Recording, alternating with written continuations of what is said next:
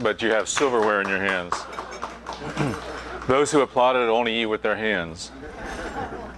Well, I want to thank Jimmy, first of all. He is quite the encourager. The one mistake that he made here is when he sent the memo out about wearing a coat and tie. I didn't get that memo. So this is casual dress according to our definition in New Jersey. I did have some reservations about doing this. I looked at the list of speakers, and there are chancellors of universities, there are presidents of universities, there are heads of graduate programs, there are speakers from summer celebration, and there's a whole bunch of letters that come after their names.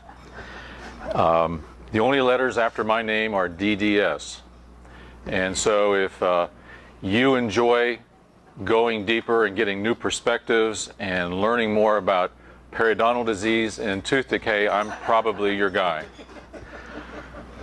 But I want to go a little bit deeper about some of the matters at hand here today. First of all, my wife Linda is here, seated at the front table with two of our very dearest friends from 35 years back, Kathy and Larry Muller. And I want to just start and give a little overview, I guess, of our background. Linda and I were high school sweethearts.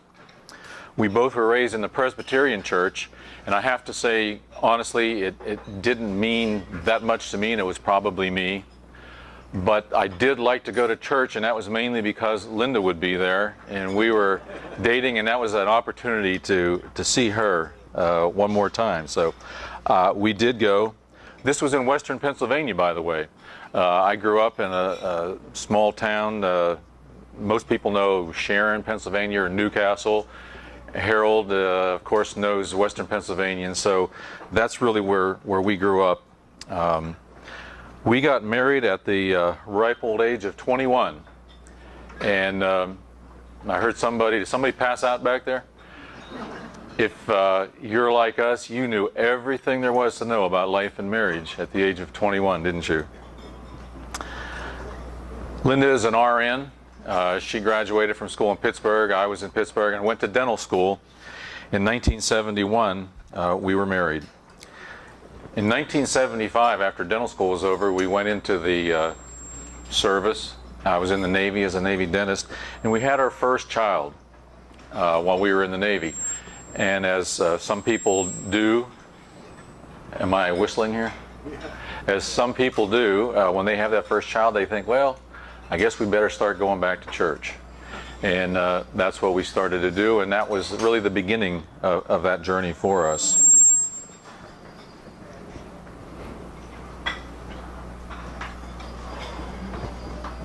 Okay, continuing on without the whistle. In 1977, we moved to New Jersey, and on a Monday evening in October of 1977, Lynn and I were both baptized at the Collingswood Church of Christ. And so that continued the journey. In 1979, our first daughter was born, Jessica. Harold and Sally know Jess from her days at the Highland Street Church, and she lives in the Memphis area still. In 1981, we moved to the Pittman Church of Christ, and so we've been there now for some 34 years. Listen up, this is where it gets interesting. Everybody listening? This takes great courage, and I got Linda's approval first. But anyways, in 1985, we had 2 kids. I bought a dental practice. Things were going great. We had everything together, and so we made the decision for me to have a vasectomy. You weren't expecting to hear that word at dinner, were you? That was in 1985. In April 3rd, 1986, Andrew was born. And that usually gets the little chuckles and, you know, and we put up with that for a while, the teasing and all that. But there is such a great spiritual lesson that came out of this that just so far superseded the laughs and the teasing and all that. And that is that God has a plan for our lives. He has a will that cannot be changed. His will is going to prevail, and quite possibly he has a sense of humor. But nevertheless, 3 children, They're all married now, live in Tennessee, have godly spouses, 4 grandchildren that live in Tennessee. And unfortunately, we live in New Jersey and they live in Tennessee, so we'll have to see where that takes us. But I want to just give you a little bit of a history of our time at the Pittman Road Church of Christ. We moved there in 1981, as I said. And when we first got there, well, I have to say this first. Dan Cooper was mentioned. Dan has been such a constant blessing in our lives. Dan and I have grown so much together as husbands, as ministers and elders, and as friends. He's just been a constant blessing in my life. And I think he would probably say that I have been to him as well. Somewhere in the middle 1980s, I was appointed a deacon. And then in 1994, I was appointed as an elder. Now, at that time, our on-the-job training began right away. And by that, I mean this. I was selected with 2 other men. There was 4 elders in place already, so that made a total of 7 elders. Within 1 year, 3 of the 4 original elders resigned, and a couple of them moved away. And so the 3 new guys and the 1 other one, we wore the eldership for something like till let me see here, 2007. So a good number of years it was the 4 of us guiding the church along with Dan through those years. In 2007 we added 2 more elders, and again in 2012 still 2 more. With 1 taking a temporary leave of absence, we now have 7 elders once again. Along the way there was a couple of ministers who came and went, and probably one of the most significant events in those years, and it's one that I believe we're going to hear more about tomorrow when Jimmy speaks, but we had a youth minister who was convicted of having a sexual relationship with a girl in our youth group, and he went to prison. And that was a difficult time, and by God's grace we came through that. In 2011 we built a new building, and today we're a church of about between 250 and 300. And actually, believe it or not, that's one of the larger churches in New Jersey.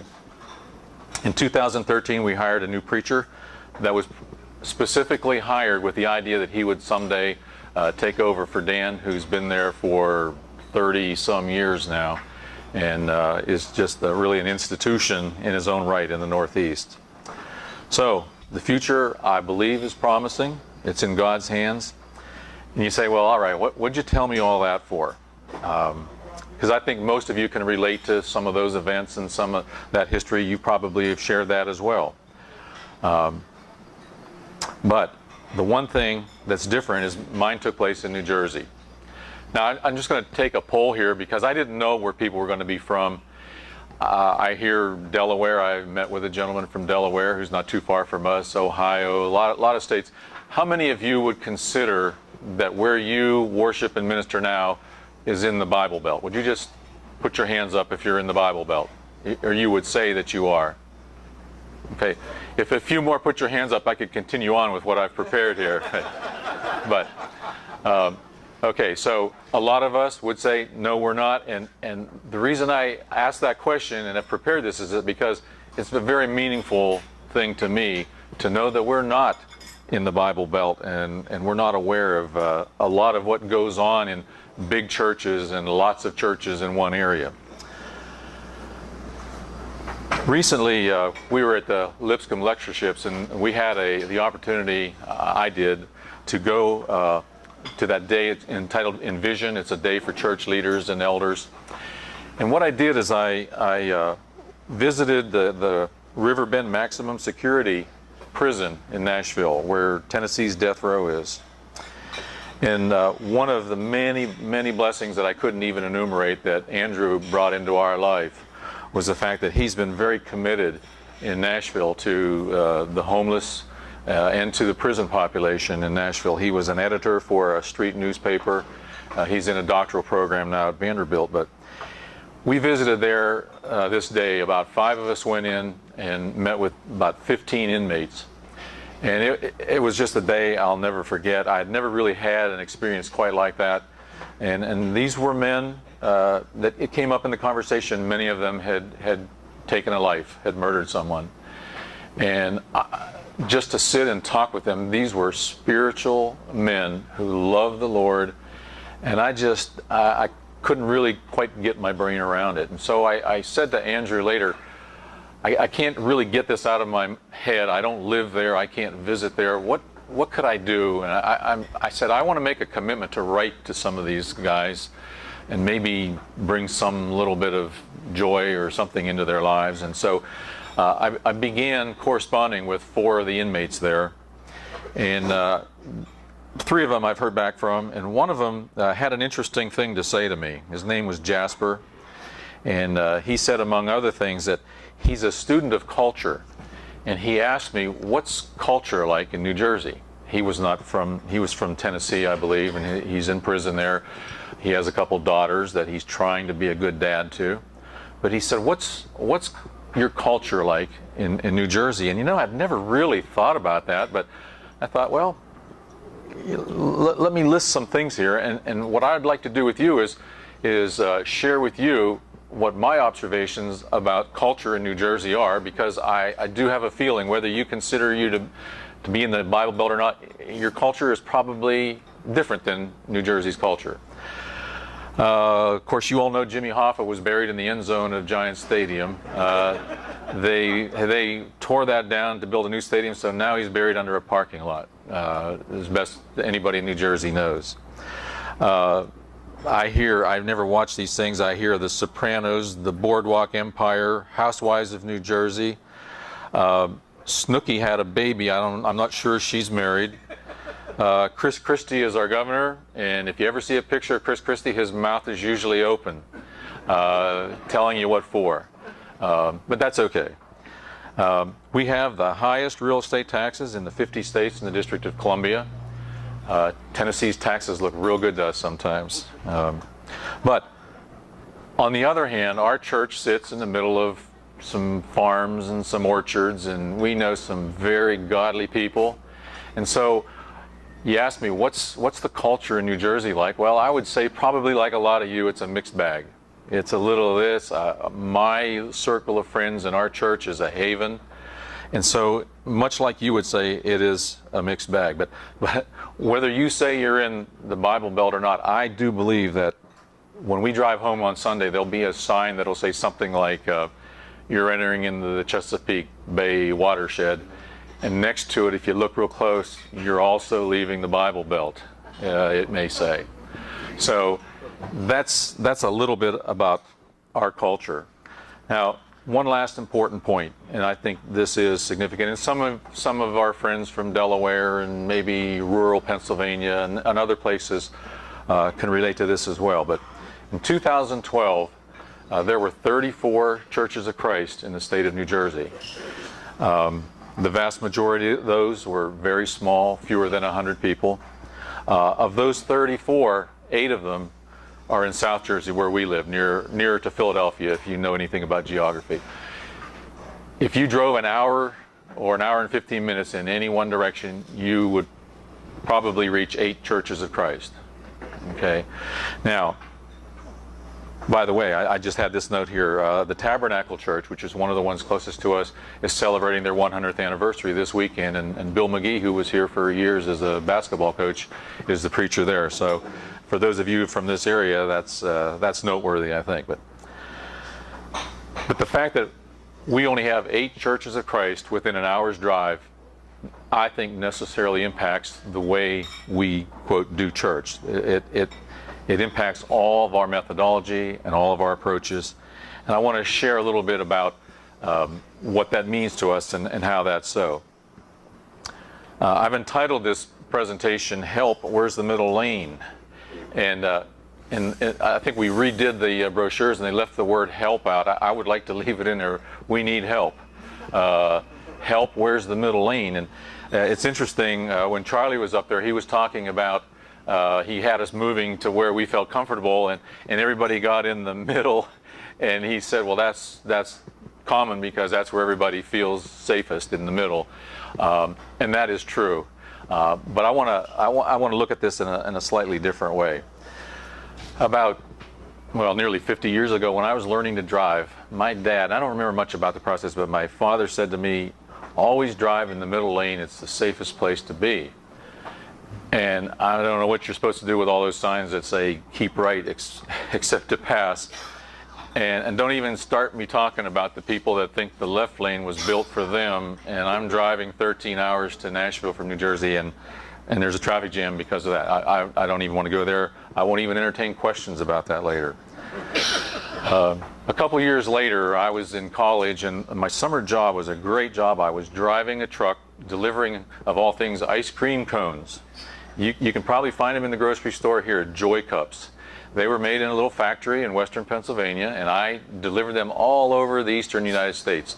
Minnesota, Michigan, Florida, New England. It was amazing where you can go in a big truck when gas is 29 cents a gallon. But one time I was up in the Boston area. It was rush hour. I'm driving along the right lane, and all of a sudden this big, huge truck is merging in, and I'm a pretty new driver, and I figured he's supposed to yield, right?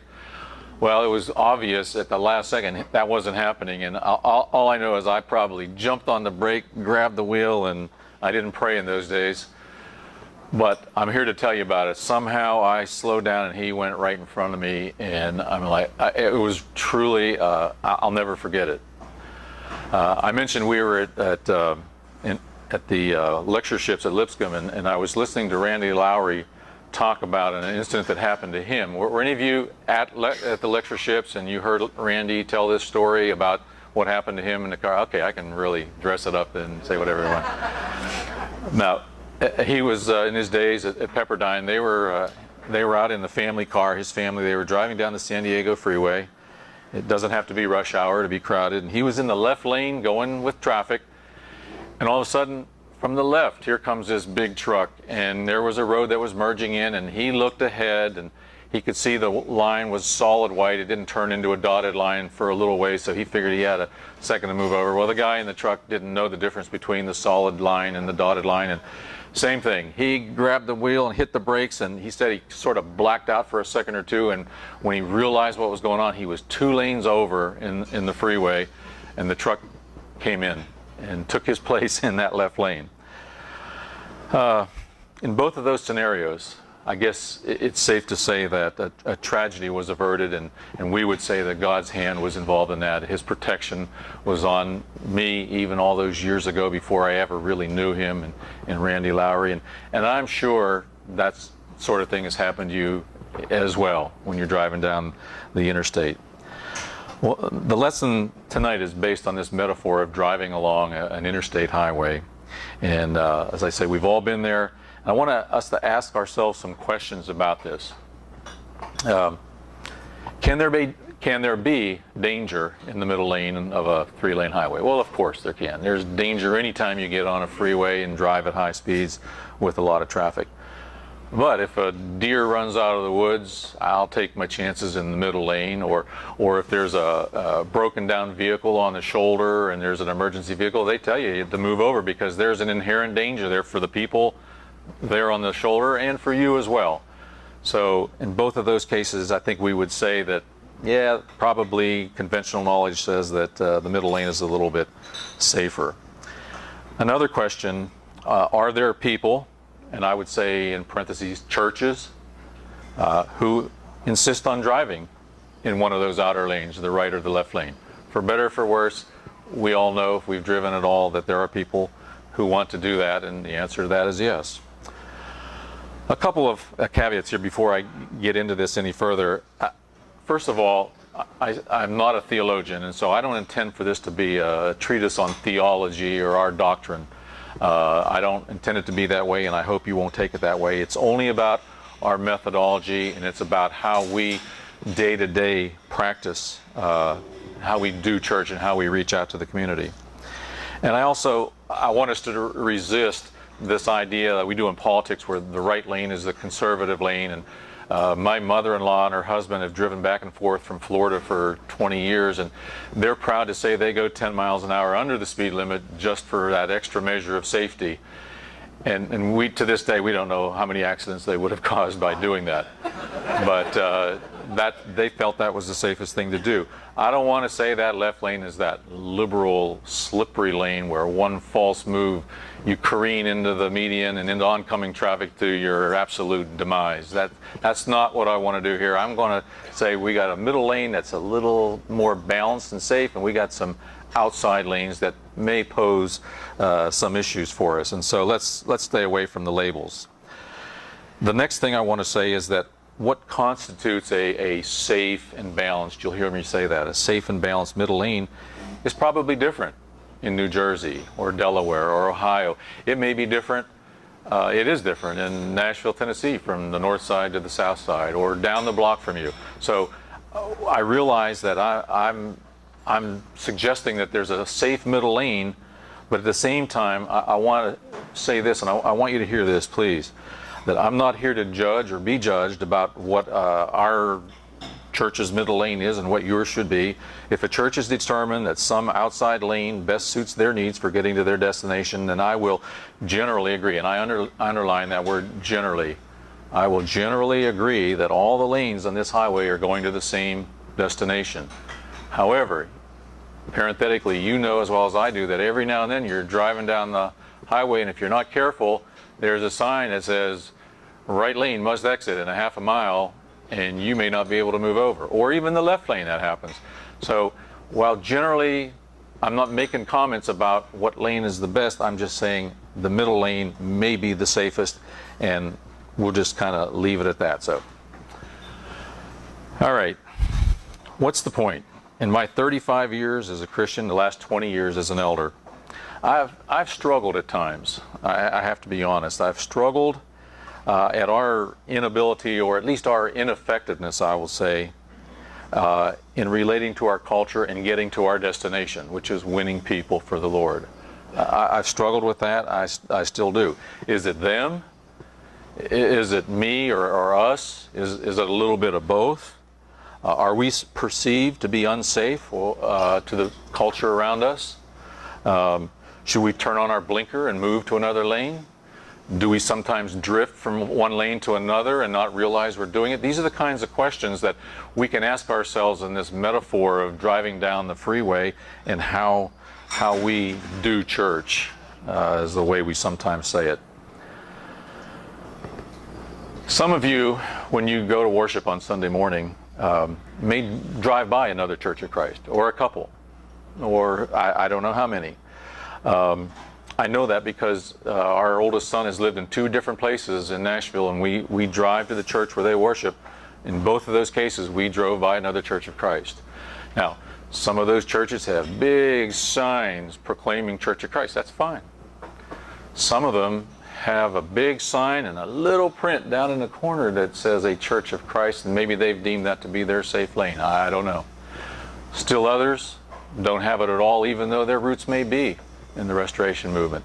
And so you have all kinds of scenarios there. Let's imagine for just a minute that someone in one of these churches gets their feathers ruffled, or they're searching for something new. They're a little unhappy, if truth be known. They may be willing to drive an extra mile or 2 or 5 or 10. Or for that matter, they may stop at the church that they used to pass by and check them out. It happens. I'm sure that it happens. I hear stories about it happening all the time. Now,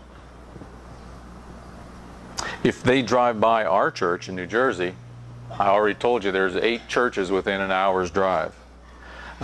If they drive by a church in Nashville, they may stop at another one, and they'll still receive that spiritual food that we say that we teach. It'll be nutritious. It may taste a little different. It might have been packaged a little different, marketed a little different, but they're going to have a nutritious spiritual meal when they stop at that church. What about in New Jersey when they drive by our church and after 15, 20, 30, 45 minutes they give up? The question that we ask ourselves up there is, are they going to be fed a meal of New Testament Christianity, or are they not? And it's very likely they will not. So one of the differences that I see in some of these places, and I'm not generalizing because you all say you're in outside the Bible Belt, you can relate then to what I'm saying to one degree or another. Not too many people are going to go an hour's drive, although we had them come to us for that reason because they enjoy being with us. They're just not going to do that. And if we're deemed that we're too far out there or too unbalanced or unfamiliar or rigid or old-fashioned, you name the label, they may drive by and never have the opportunity to have that meal done, served to them. And so that's why this idea of a safe and balanced place is very close to me and to the way we minister. I want to just discuss 3 topics briefly, and they are traditions. The second one is a list of questions that I say are sobering questions that I've had to struggle with. And the third has to do with the definition of the gospel. Traditions. First of all, can we all agree that the word tradition is not a dirty word? In and of themselves, traditions aren't good, they aren't bad, they're traditions. In fact, Paul writes in his second letter to the church at Thessalonica these words in chapter 2, verse 15. So then, brothers, stand firm and hold to the teachings or traditions that we passed on to you. Chapter 3 and verse 6, he commands the brothers there to keep away from every brother who does not live according to the teachings or traditions you receive from us. So we can only conclude that there are some traditions that are good, that Paul deemed to be worthy of being held to. And of course the other side of the coin, and we won't spend much time there, but Jesus himself had some things to say about traditions. And when asked the question, this is in Mark 7, if you care to look there sometime, they asked, well, how come your disciples don't wash their hands? And of course, typically he asked another question, and he got around to this idea that, they were, instead of taking care of their parents, they were giving money to the church. Well, I don't know, but I would suppose that when they sat down and figured out that this was what they were going to do, it wasn't that they didn't think that God knew what he was doing, but they just thought they had a better idea. And so their tradition became something that wasn't what God had in mind in that case. And so I think when you consider traditions, I think that we should be asking ourselves a couple questions. First of all, do we even recognize what are traditions in our church and what are commandments or something else? But do we even recognize them for being that, traditions? The second thing is, if we have traditions, and we do those traditions ever lead us out of that middle lane? Do they ever lead us to an area where it's not as safe and not as balanced? Or worse yet, if we had read the text, Jesus would say something like, you have done this in contradiction to God's commands. And we certainly don't want to be doing that, do we? I can give you a couple of examples, and I won't belabor this, but one was a story told to me by a real good friend of mine. Actually, this is a little aside. This is free, this next part, okay? I have found it to be so amazingly beneficial and therapeutic to have a good, close friend who is an elder in another church. Mike and I golf together. We call each other at work. We talk about life and maybe about issues with confidentiality maintained, but it's just so therapeutic to talk to another elder who is like-minded and has experience like you do and can offer suggestions. So back to my story. This same gentleman was up front at the end of a worship one time years ago, and somebody came forward. He offered a prayer on behalf of someone who had responded to the invitation. And the whole thing took a bit of time, and so he took it upon himself to, at the closing of that prayer for this person, to just say, you're dismissed. And as soon as he did that, an older brother who had been there for many years, I love that man, he's passed away now, great teacher, great song leader. He came up there to Mike and he said, how dare you end our worship without a closing song and a closing prayer? And he was stunned. I'm still looking for book, chapter, and verse for that. How do men serving the table get dressed up? Well, we make it a moot point by having them come from the back instead of the front and stand up there forever, so you can examine their clothing and their, all that. So it sort of becomes a moot point. But we've all heard it said, well, if you can't dress up on Sunday and give God your best, well, you don't deserve to be up there. And forgive me if some of you have said that. I'm not being critical, but I'm saying that's the one end of the spectrum. So we don't have rules about that. I suppose there's a common sense point at which it would become objectionable, but I don't think we've really found that. So here's another one. I could step on toes. I'll be very general, because we are going to have a presentation tomorrow about the elder selection process. We can read in the New Testament all about the kinds of qualities, and I'll call them qualities, that men who are going to be leaders for God's church should have. We call them qualities as opposed to qualifications, which indicate a checklist that you can eliminate somebody on some technicality. We're not comfortable with that, but we have traditions on how we select elders, because there's really nothing in there about the methodology in the New Testament. So must there really be a song of invitation? I've seen a PowerPoint that says there'll be elders available in room such and such if you have a need or want to be prayed for or have to be ministered to. Meet them in that room. That's just a smattering. You know them. Some of those are familiar. You could think of others. Do what you want with that, and think about what they are in your church. And in case you're interested, full disclosure, we usually do have a closing prayer and a song of invitation. Men can wear whatever they want because they come from the back. We prefer that they not wear robes and sandals, because that would be like the New Testament, and we don't want that. We look at qualities of potential elders, not reasons to disqualify them on technicalities. I skipped one here. Is it okay to applaud when somebody makes a decision to be immersed into Christ? I mean, if you're ever going to show your appreciation, what's wrong with doing it there? Now I realize there's book, chapter, and verse about not doing it in worship time. And forgive me for being a little facetious, but we have at Pittman what we call, it's a tradition, and I stand by it. It's called a love circle. After somebody's baptized, if it's during the morning worship time, 250 people will line up around our auditorium, hold hands. 3 or 4 or 10 or 20 people will offer encouragement to that person. And there'll be a prayer, there'll be some songs, and it's just a beautiful way to welcome them into the body. We call it our love circle, and we do it all the time.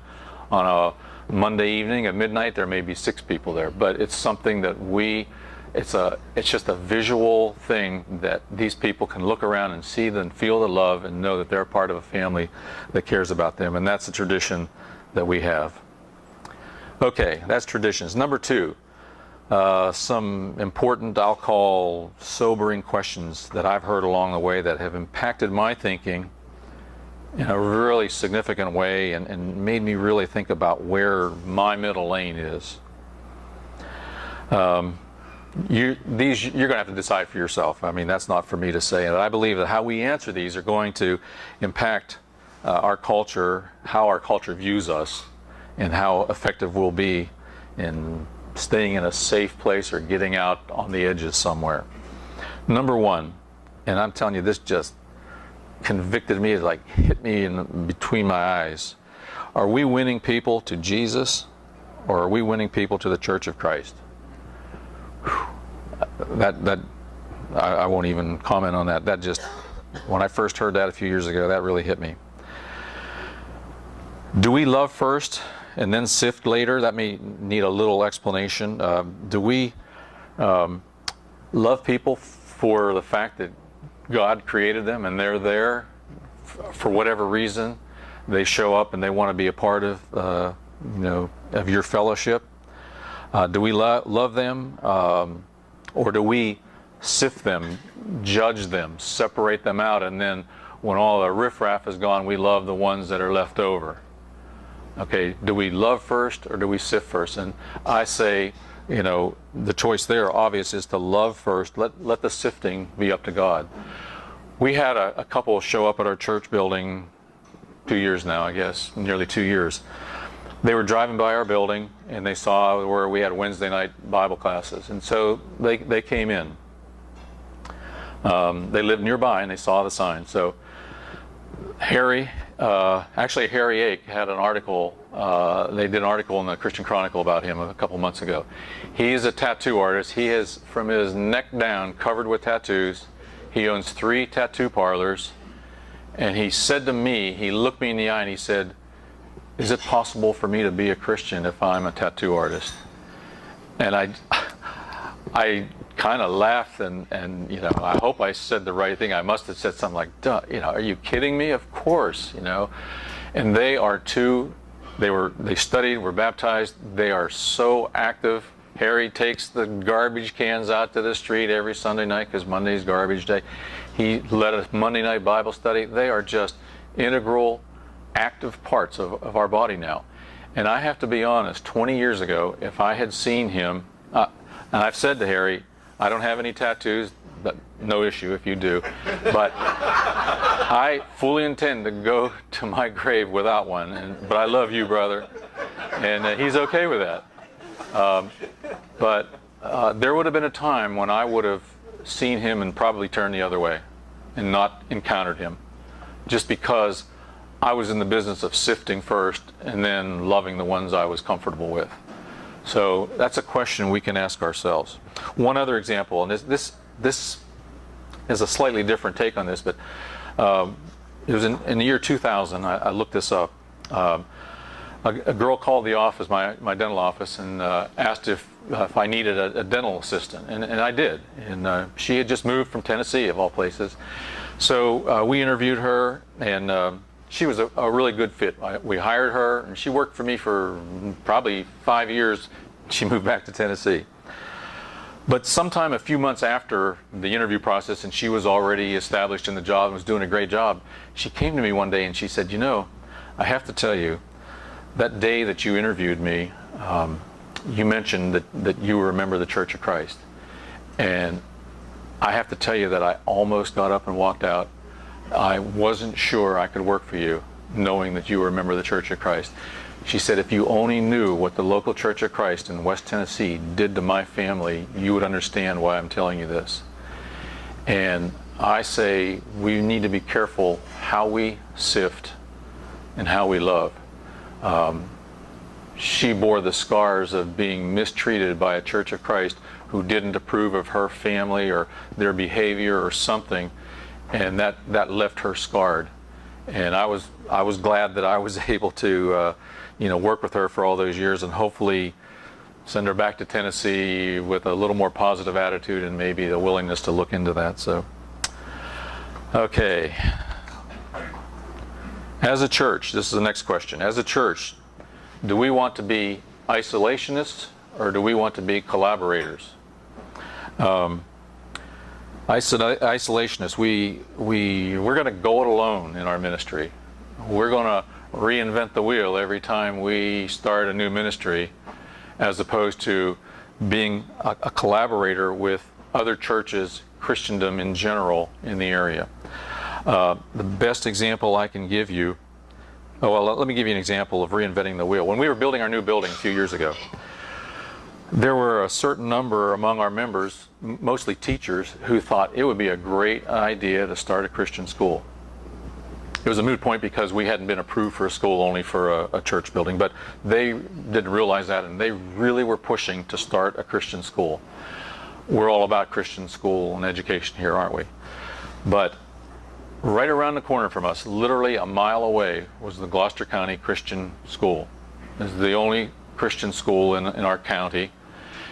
And you have to ask the question, well, all right, what message would that have sent to our community if we had started a Christian school around the corner from the existing Christian school?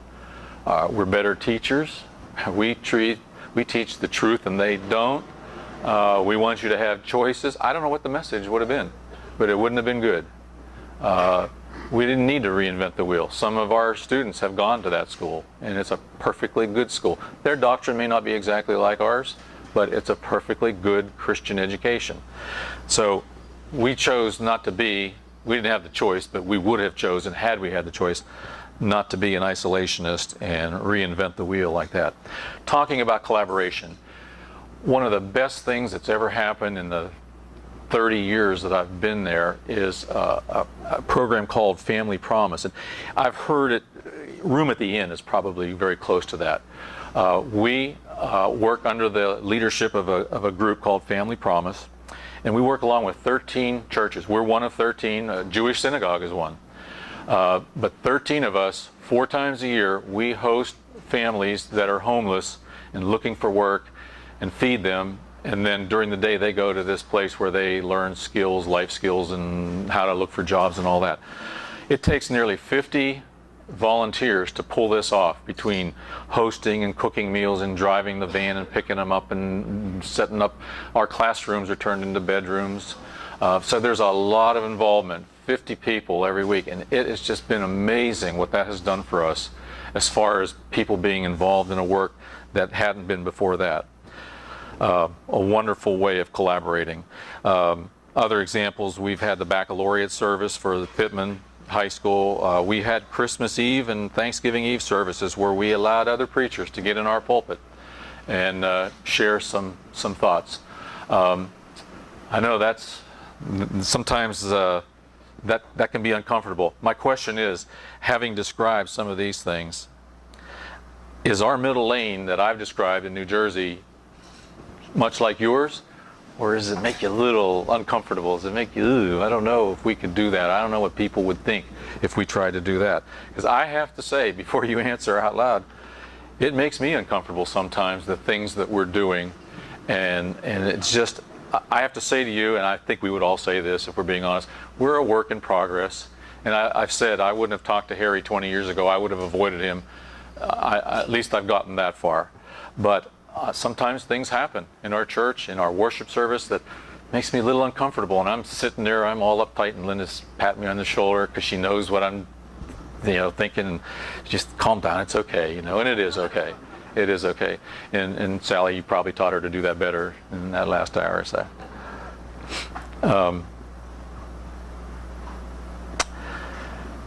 The last thing, and this is has to do with the definition of gospel, and I have to say, we all know gospel is good news. This is me, okay? I doubt that many of you have experienced this, but I have, and it's just been a struggle for me.